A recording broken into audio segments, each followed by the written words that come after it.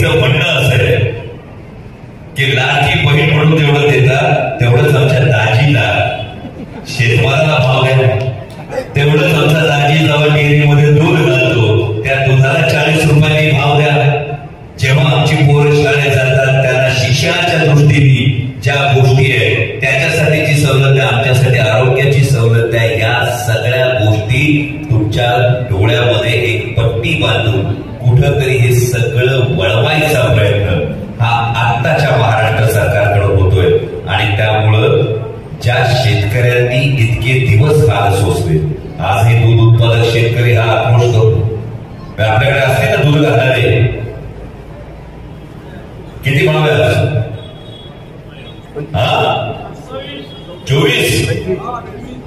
गुजरातच्या शेतकऱ्याला किती मिळतं माहितीये? 40.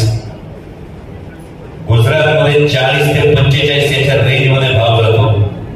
कर्नाटकच्या सरकारला कर्नाटकच्या शेतकऱ्याला दुधाचा भाव 35 रुपये लिटर मिळतो आणि अनेक वर्षापासून कर्नाटकमध्ये सरसकट 5 रुपये मिळतात. त्यामुळे कर्नाटकच्या शेतकऱ्याला सुद्धा 40 रुपये भाव मिळतो.